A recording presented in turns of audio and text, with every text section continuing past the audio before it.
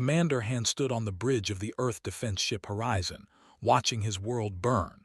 Through the viewing screen, he could see Earth wrapped in smoke and fire. Alien ships circled the planet like wolves around wounded prey. They were called and they had appeared without warning 3 weeks ago. Han remembered that day clearly. Humanity had just learned to travel faster than light.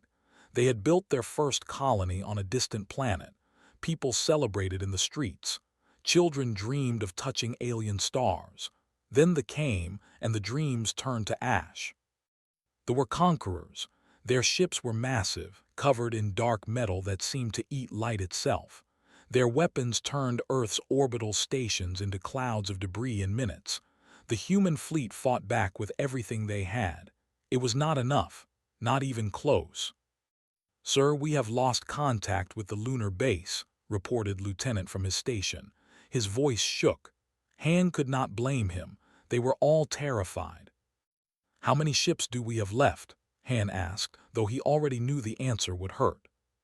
42, sir, out of 300. Han closed his eyes. 300 ships reduced to 42 in 3 weeks. They had not even brought their full fleet. This was just a hunting party to them. On Earth below, billions of people huddled in bunkers. The evacuation had been chaos. Not everyone made it to safety. The bombardment had destroyed entire cities in seconds. Han had family down there, his sister, her children. He did not know if they were alive. "Sir, we are receiving a transmission," said suddenly, "but it is not from the—" Han opened his eyes, put it through. The screen flickered. Instead of a warrior, Han saw something he had never seen before. The creature was small, barely 4 feet tall, with smooth blue skin and large golden eyes. It wore simple robes that seemed to shimmer. "Human Commander," the creature said in perfect English. "My name is Ambassador. I represent the people. We have been watching your struggle." Han felt a spark of hope, then crushed it. Hope was dangerous. "Can you help us fight?" Ambassador looked sad. "We are not warriors. We are traders and explorers. We have only 7 ships, but we cannot watch innocents die." 7 ships. Han wanted to laugh or cry. What could 7 ships do against the armada? "We will position ourselves between your world and the fleet," continued. "Our shields are strong. We can buy you time." "Time for what?" Han asked. "We cannot win this fight." "Time to save your people," said gently. "Time to evacuate, time to hide and heal. You are young as a space-going species. You need time to grow. We will give you that time." Han stared at the alien. "You will die, all of you." "Perhaps," acknowledged. "But the alternative is watching your entire species end. We cannot accept that. Every species deserves a chance to reach for the stars." Before Han could respond, the ships appeared on sensors. 7 vessels, each about half the size of a warship. They moved with grace, arranging themselves in a protective wall between Earth and the. The response was immediate. They opened fire with everything they had. Han watched in awe as the shields lit up like small stars, absorbing blast after blast. The shields held. "All human ships," Han broadcast on all channels. "Begin emergency evacuation procedures. Get as many people off Earth as possible. Move them to the underground colonies. Hide them in the asteroid bases. Scatter them across every hidden place we have. They are giving us a gift. We will not waste it." The evacuation became a desperate race against time. Human ships darted in and out of Earth's atmosphere, packed with refugees. They tried to break through the line, but the 7 ships held firm. Their shields were incredible technology, far beyond anything humanity possessed. But shields could not last forever. Dr. Na worked frantically in her laboratory on the far side of the moon. She was humanity's best scientist, and she had been studying the wreckage of destroyed ships. If they were going to survive, they needed to learn from their enemies. "The power output is insane," she muttered to her assistant. "They use a kind of quantum reactor, and these weapon components, if we could understand them." Dr. Na, her assistant, interrupted. We need to evacuate. The might break through at any moment. Not yet, Na said, her eyes fixed on her screens. Give me every second you can. I need to download all this data. If humanity survives, we will need this knowledge. On the 12th day, the first ship fell. Its shields finally failed under the constant bombardment. The ship drifted, lifeless. Han watched it happen and felt grief tear through him. Beings he had never met were dying for his species. Keep evacuating, he ordered his fleet. Make their sacrifice mean something. By the 15th day, 3 more ships were gone, but over 2 billion humans had been moved to safety. Hidden colonies across the solar system now held the last of humanity. They were scattered, broken, but alive. Ambassador contacted Han again. Her image flickered with interference. Her ship was badly damaged. Commander Han, you must go now. Take your remaining ships and hide them. They will search for you, be ghosts, be shadows, survive. Come with us, Han pleaded. You have done enough. Our shields are failing, said with a gentle smile. But we can hold for a few more days. You need every hour. Take your people and go. That is all we ask. I do not even know how to thank you, Han said, his voice breaking. Survive, said simply. Rebuild. That is thanks enough. Perhaps one day humanity will be strong enough to stand for others as we stand for you today. That would be a good thing. The galaxy needs more kindness, not less. On the 21st day, the last ship went dark. They pushed forward, but they found Earth mostly empty. The underground bunkers were hidden well. The scattered colonies were too small to find easily. They searched for 2 more months, then left. They thought humanity was finished, reduced to hiding animals. Commander Han stood in a hidden base deep beneath Mars. Around him, the survivors of humanity gathered. They were tired. They were scared. But they were alive. We were saved by 7 ships, Han said to the crowd. 7 ships stood between us and extinction. They asked nothing in return. They gave everything. He looked at the faces around him, young and old, scientists and soldiers, parents and children. Humanity will remember this, Han said, his voice growing stronger. We will survive, we will rebuild. And one day when we are strong again, we will find the people, and we will repay this debt, not because we must, but because that is what it means to be human. We remember our friends, we honor our debts, and we never, ever abandon those who stood for us. In the darkness of the underground base, 2 billion humans stood a little.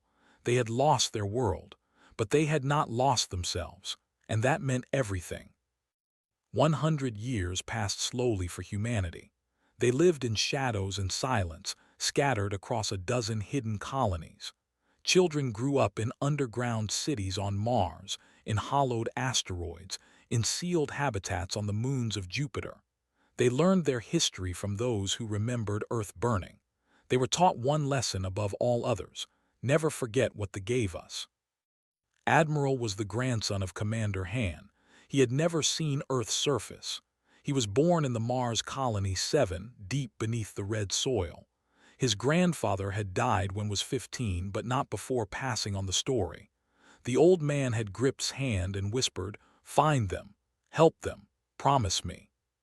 Had promised. Now he stood in the command center of the hidden shipyard in the asteroid belt. Around him floated construction that would have seemed impossible a century ago. Ships, hundreds of them, not the desperate, fragile craft humanity had flown when they attacked. These were something new.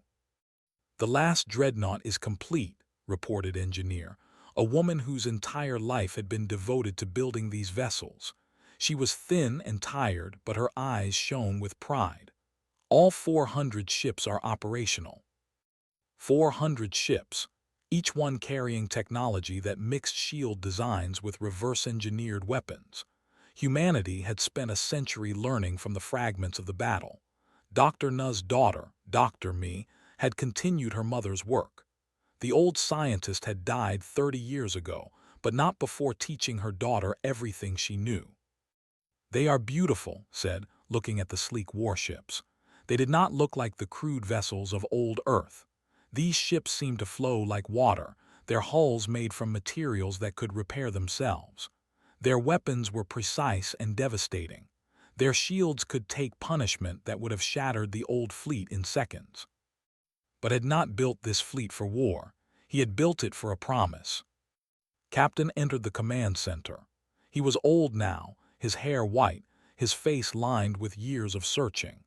For 50 years had commanded scout ships that slipped through the galaxy looking for any trace of the. "I found them," said quietly. The room fell silent. "Where?" asked, his heart suddenly pounding. "The Galactic Rim, they are scattered. Refugees. After they saved us, the hunted them, the lost there, they lost most of their people. There are maybe 20 million of them left, spread across 100 colonies." Felt rage and grief mix in his chest. While humanity hid and rebuilt, they had paid for their kindness with destruction. "But there is more," continued. He pulled up a star map. "I found their original 4. Some of them returned there, about 14 million, but—" He paused. "The star is dying, it is expanding. In 5 years, maybe 10, the planet will be uninhabitable. They do not have the ships to evacuate. They do not have the resources. They are going to die there." Stared at the map. He saw a blue and green planet orbiting a star that was slowly growing unstable. He thought of his grandfather's words. He thought of the 7 ships that stood between humanity and death. "Call a council meeting," said. "All the colony leaders, everyone, we need to decide what humanity will do." The Great Council met on Ceres in the largest underground chamber humanity had built. Leaders from every hidden colony gathered. There were arguments. There were debates. Council leader Bo stood to speak. He was practical and cautious. "We have only just rebuilt ourselves. We have 400 ships, yes, but we are still vulnerable. If we reveal ourselves to the galaxy, the might return. We could lose everything again." Other voices agreed. Resources were limited. Humanity was not yet secure. Why risk it all? Then Admiral stood. He was quiet for a moment, then began to speak. 100 years ago, 7 alien ships appeared above our dying world. They did not know us. We had done nothing for them. They owed us nothing. But they chose to stand between us and death anyway. They chose kindness over safety. They chose us over themselves. He looked around the chamber at the faces of humanity's leaders. 5 of those 7 ships were destroyed. The beings inside them died. But because of their sacrifice, 2 billion humans lived. Every person in this room exists because strangers chose to be kind. Activated a hologram. The image showed Ambassador's last message, recorded a century ago. The small blue alien looked tired but calm. "Survive, rebuild, that is thanks enough." The chamber was silent. "We survived," said. "We rebuilt, now we repay." A young officer stood. Her name was Lieutenant Ho.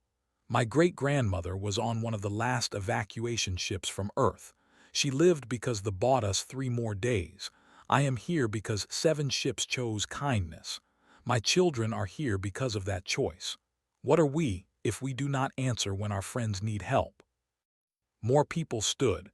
Engineers, scientists, soldiers, parents, all of them descendants of those 2 billion who survived. Diplomat, the head of humanity's foreign affairs, stood last. "If we do this, we reveal ourselves. The entire galaxy will know humanity is back. We lose our safety of shadows." "Maybe," said, "but maybe the galaxy needs to learn something. Maybe they need to learn that humans remember, that we pay our debts, that we stand for our friends the way our friends stood for us." The vote was called. It was not even close. Every colony leader voted yes. Operation was born that day. Humanity would not send a rescue party. They would send everything. 400 ships, 50,000 military personnel, 200,000 civilian volunteers who wanted to help, engineers to build new homes, doctors to heal the sick, scientists to move a civilization. "We will take all of them," announced. "Every who wants to come. We will find them a new world. We will protect them. We will give them what they gave us, a future. The fleet prepared for 6 months.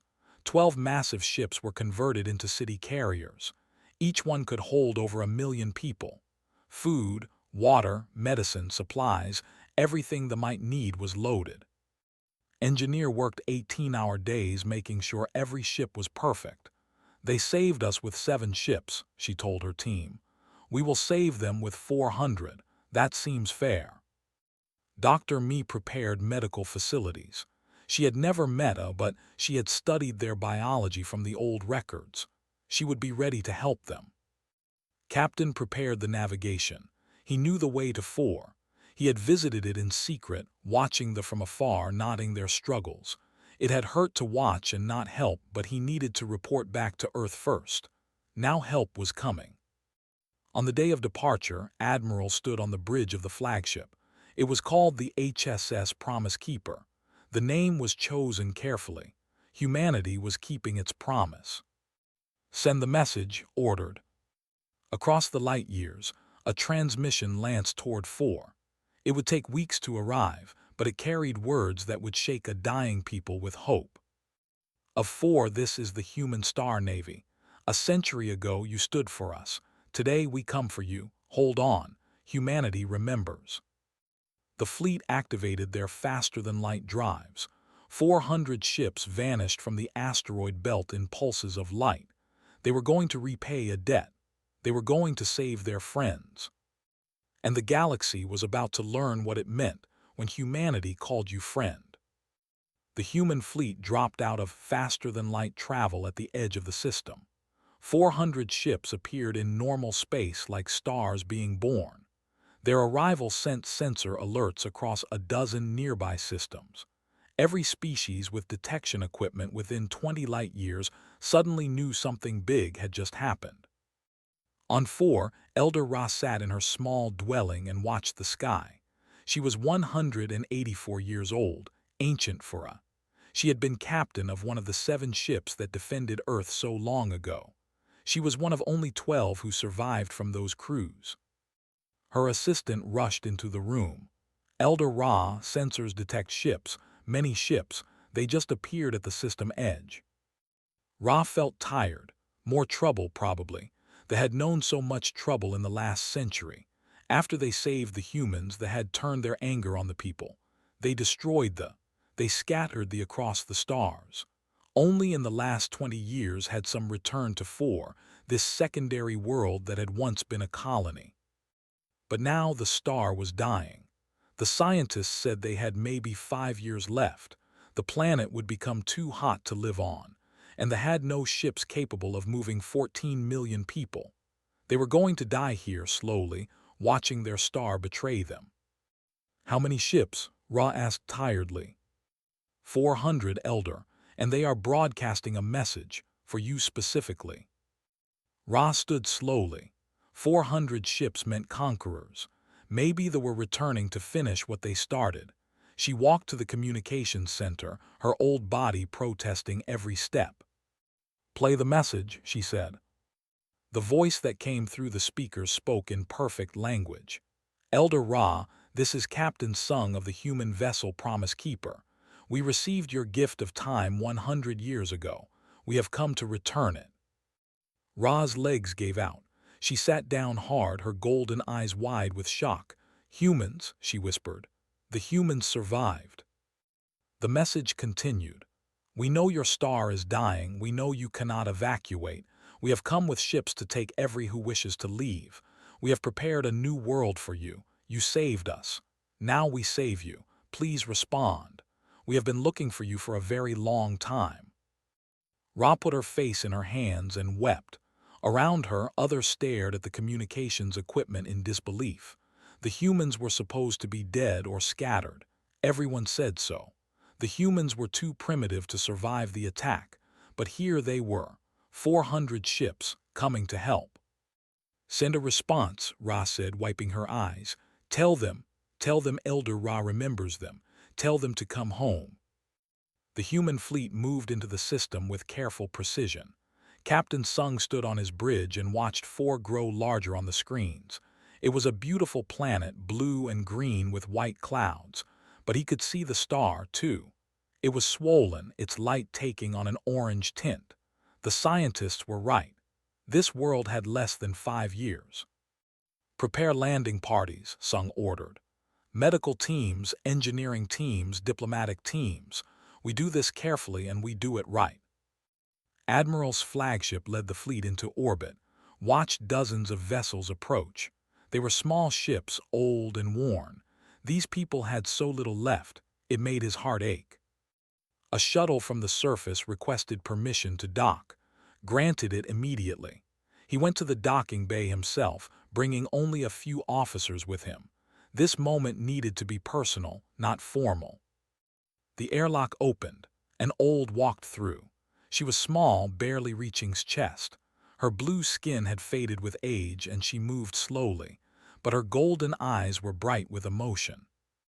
Elder Ra said softly. He knelt so he could look at her at eye level. My name is Admiral. My grandfather was Commander Han. He commanded the human fleet when you saved us. Ra reached out and touched his face with her small hand. You look like him, she said, her voice shaking. Around the eyes, he was a good man. I am glad his line survived. Because of you, said. He told me the story every day of my childhood. 7 ships, 5 destroyed. You bought us 3 weeks. 2 billion humans lived because of that time. I thought you were all gone, Ra said. Tears ran down her face. They said they eliminated humanity. We thought we failed. You saved us, said firmly. He stood and gestured to the viewing port. Through it, Ra could see the 400 human ships in orbit. We hid. We rebuilt. We searched for you. It took us 100 years, but we found you. And now we are here to do for you what you did for us. Give you a future. Ra stared at the fleet. 400 ships, she whispered. We saved you with 7. You came with 400. We wanted to be sure we had enough, said with a slight smile. Elder Ra, we have prepared a world for your people. We call it New. It orbits a stable star. We have terraformed it to match your home environment. We have built cities. We have prepared homes. We have enough ships to transport every from this world and food and medicine for the journey. All we need is your permission to begin. Ra looked at him with wonder. Why? She asked. It has been 100 years. You owe us nothing now. Shook his head. Humans do not measure debts by time, Elder Ra. You stood for us when you did not have to. You died for us when we were strangers. That is not something we forget in 100 years. That is not something we forget in 1,000. You taught us that kindness matters, that someone stronger should protect someone weaker. You want to know why we came? Because that is what it means to be human. We remember our friends. Over the next days, human teams spread across 4.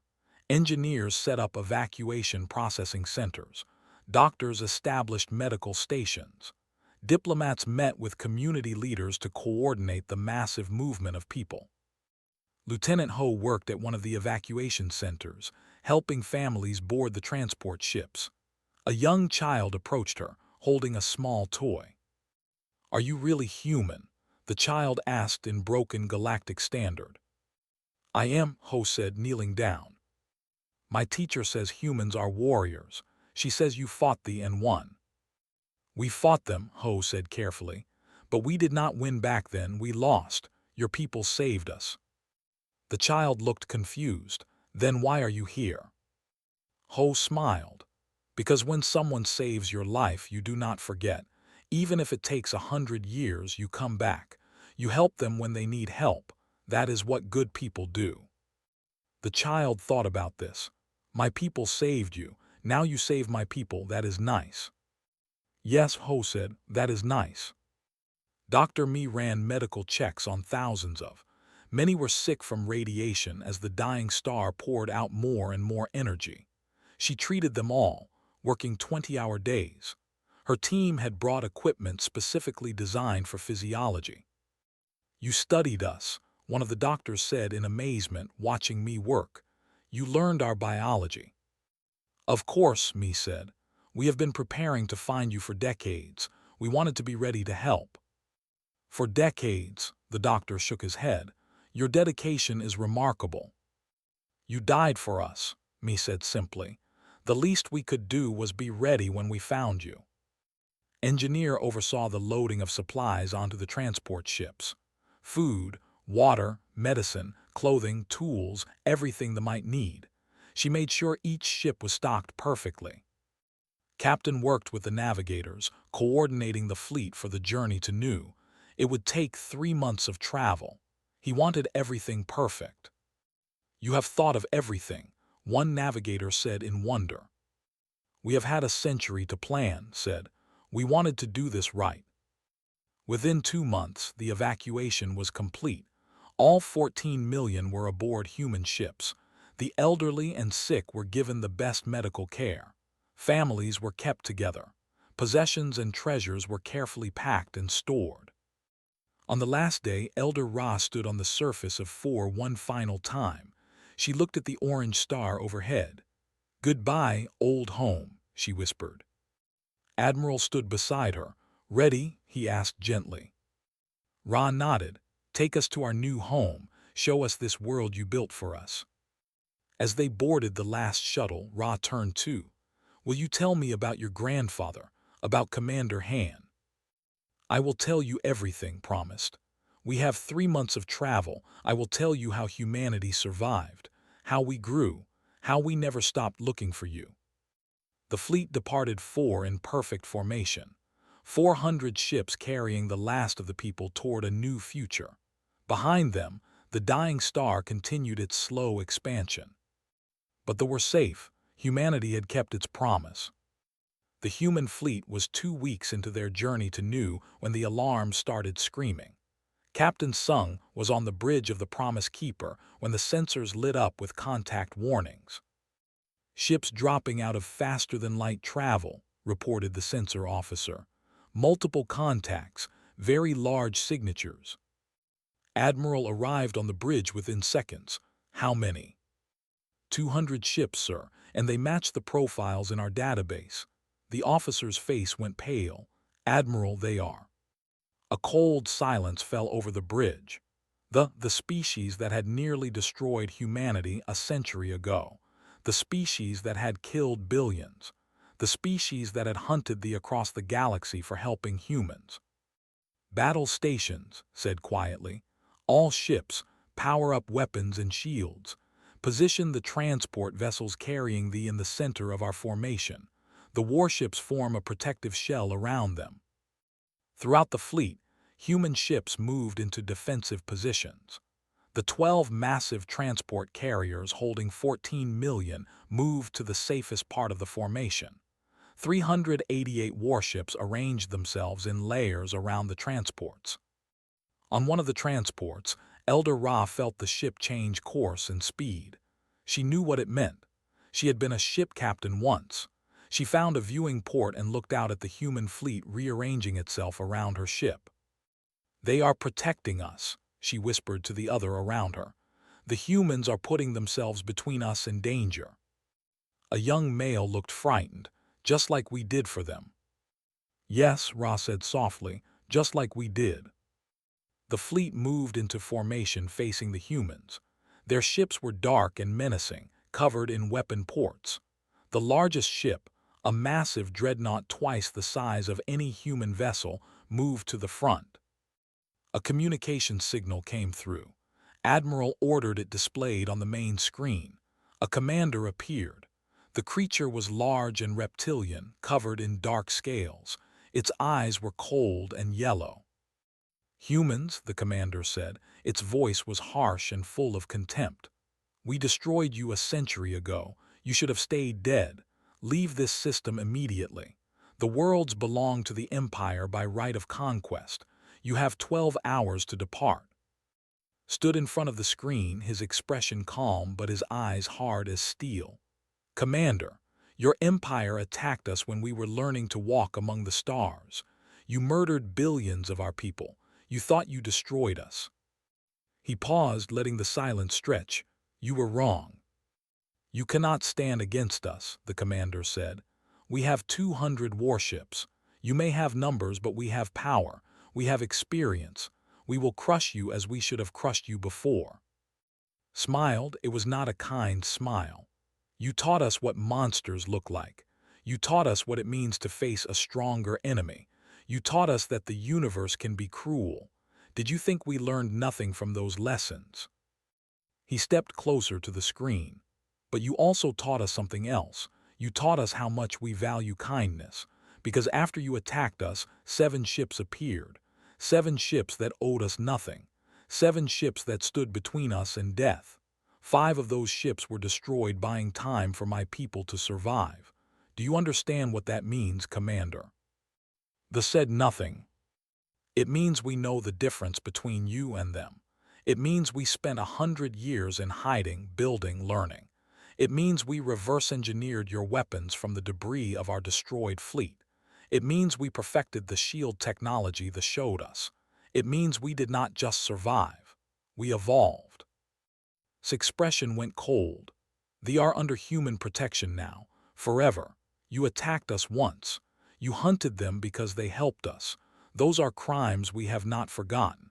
You have 12 hours to leave this system. If you are here when that time ends, we will show you what humanity became in the century you thought we were dead." The transmission cut off. The commander's face disappeared from the screen. "Did we just threaten a fleet of 200 ships?" Captain Sung asked quietly. "Yes," said, "and we meant every word. Send a message to all ships. If they attack, we do not retreat. We do not surrender. We show them what happens when you threaten our friends." 11 hours and 58 minutes later, the fleet opened fire. They expected the battle to be quick. Humans had been weak before. Surely they were still weak. The first barrage of weapons lit up space with energy blasts and missiles. The human shields lit up like small suns as they absorbed the impacts. But they held. They did not flicker. They did not weaken. The shields held firm. On the bridge of the Promise Keeper, Admiral watched the weapons impact with no effect. "They just showed us their full power," he said calmly. "Now show them ours. All ships, return fire. Protect make the regret coming here." The human fleet responded with coordinated precision. Weapons that had been designed by studying technology and then perfected over decades of research opened fire. Particle beams that could cut through armor like paper. Missiles that could track and predict evasive maneuvers. Magnetic accelerators that fired projectiles at incredible speeds. The first wave of human fire destroyed 16 ships in under a minute. On the flagship, the commander stared at his screens in disbelief. "Impossible, their weapons. How?" "Sir, their technology has advanced far beyond our projections. Their shields are absorbing our fire. Their weapons are cutting through our armor." The commander snarled. "All ships focus fire on their flagship, destroy their command ship." 50 vessels concentrated their fire on the Promise Keeper. The human flagship's shields lit up brilliant white as gigawatts of energy crashed against them. Engineer had designed those shields. She had spent 30 years perfecting them. She had studied the shield technology and mixed it with human innovations and stolen power systems. The shields were her masterwork. They held. "Shields at 70%, reported the engineering officer on the Promise Keeper, holding steady. "Redirect power from secondary systems," Captain Sung ordered. "Keep those shields strong." Admiral opened a fleet-wide channel. "All fighter wings launch. Wing commanders and men take your squadrons and hit their flanks. Destroyers focus on their support ships. Heavy cruisers target their big vessels.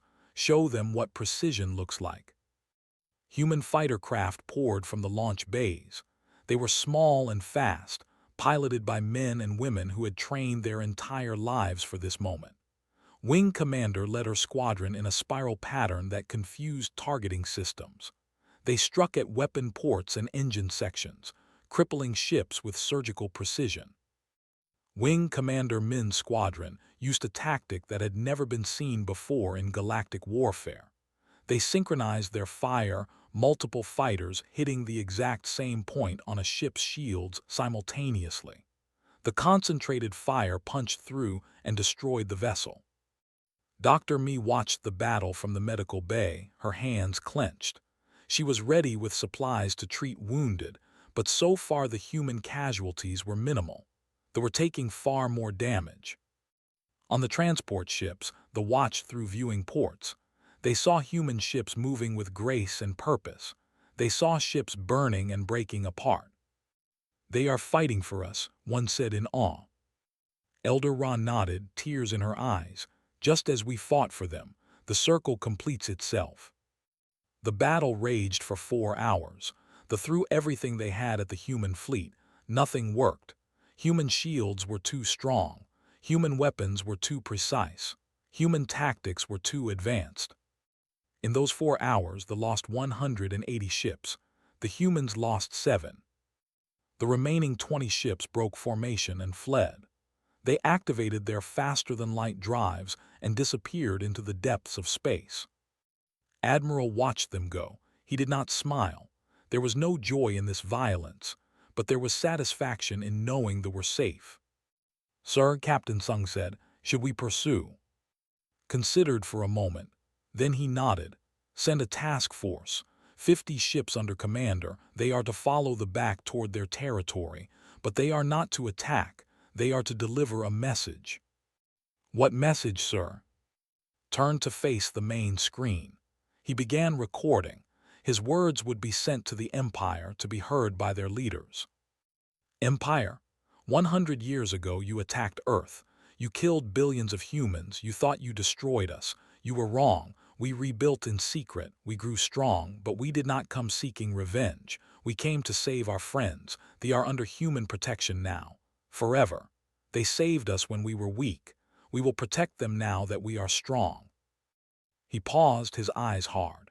"This is your only warning. Touch them, threaten them, even look at them with hostile intent, and we will return. Not with 400 ships, not to rescue, to end you. We remember what you did to us. We remember what you did to them. We choose not to seek vengeance. But if you force our hand, we will show you what humanity is capable of when we are truly angry. Test us at your own risk. This is the only warning you will receive." The message was sent. Commander's task force followed the fleeing ships at a distance, making sure the message was delivered directly to the. In the human fleet, crews began repairs on damaged ships. Medical teams treated the few wounded. And in the transport ships, 14 million sat in stunned silence, realizing they were witnessing the birth of a new galactic power. Elder Ra made her way to the communication station and requested a channel to Admiral. When his face appeared on the screen, she saw exhaustion and determination in equal measure. "You fought for us," she said simply. "You fought for us first," replied. "That is what friends do, Elder Ra. They stand for each other. They protect each other. Today, tomorrow, forever." Ra smiled through her tears. "The galaxy will never be the same." "No," agreed, "it will not." The human fleet arrived at New 6 weeks after the battle with the planet hung in space like a blue and green jewel, orbiting a stable yellow star. Admiral stood on the bridge of the Promise Keeper and watched as Elder Ra got her first view of her people's new home. The old pressed her hands against the viewing port, her golden eyes wide with wonder. The planet looked almost exactly like the old before it was destroyed. Blue oceans covered 60% of the surface. Green continents showed forests and grasslands. White clouds drifted across a clean atmosphere. "How," Ra whispered, "this is exactly like our home, exactly." "We studied every record we could find," Admiral said, standing beside her. "We used your people's old survey data. We terraformed this world over 30 years. We wanted it to be perfect. We wanted you to feel at home." Ra looked at him with tears streaming down her face. "You did this for us. For 30 years before you even found us, you were preparing this place." "We knew we would find you eventually," said. "Captain never gave up searching. None of us did. So yes, we prepared. We wanted to be ready when we finally brought you home." The fleet moved into orbit. Shuttlecraft began the descent to the surface. Elder Ra insisted on being in the first wave. She wanted to touch the soil of new with her own feet. The shuttle landed in a valley near one of the new cities. The doors opened and Ra walked down the ramp. Her feet touched grass. She knelt and put her hands on the ground. The soil was warm. The air smelled of growing things. Above her, the sun was the right color, the right warmth. "It is perfect," she said. Around her, others were emerging from shuttles. Children ran laughing through the grass. Adults stood crying with joy. Old ones like Ra simply sat on the ground and gave thanks. Lieutenant Ho helped coordinate the settlement process. 14 million needed homes. The humans had built cities, but there was still so much work to do. Human volunteers worked alongside families, helping them settle into their new dwellings. "This house is for your family," Ho told a couple with 3 children. "We tried to make it like traditional homes. If anything is not right, please tell us. We want to fix it." The father looked around the house. It had the right ceiling height for. The colors were soothing tones that preferred. The kitchen was designed for cooking styles. "You studied us," he said in wonder. "You learned how we live." "Of course," Ho said. "We wanted you to be comfortable. You gave us our lives. The least we can do is make sure you are happy here." Dr. Mi established a permanent medical center. She trained doctors in new techniques. She shared all of humanity's medical knowledge freely. When a child got sick with a radiation-related illness from their time on Dying 4, Mi worked for 3 days straight to develop a cure. The child recovered fully. "Why do you give us so much?" the child's mother asked me. "Your knowledge, your technology, you just give it to us." Mi smiled tiredly. "Because your people gave us everything when they had no reason to. Knowledge is meant to be shared, especially with friends." Engineer worked with engineers to build infrastructure, power plants, water systems, transportation networks. They had lost much of their technical knowledge in the years of being scattered refugees, taught them freely, holding nothing back. "These are quantum reactors," she explained to a group of young engineers. "They are based on designs but improved. We will teach you how to build them, how to maintain them, all of it."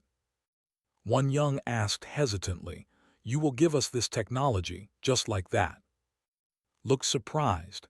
"Of course, you are our friends, friends share, friends help each other grow, your people taught us that." Captain worked with navigators to establish safe trade routes. New needed supplies from other parts of the galaxy. Made sure every route was safe, every trading partner was trustworthy. "We will patrol these routes," told the Navigation Guild. "Human ships will make sure you are safe, always." Over the next 3 years, New transformed from a prepared but empty world into a thriving civilization. The population grew.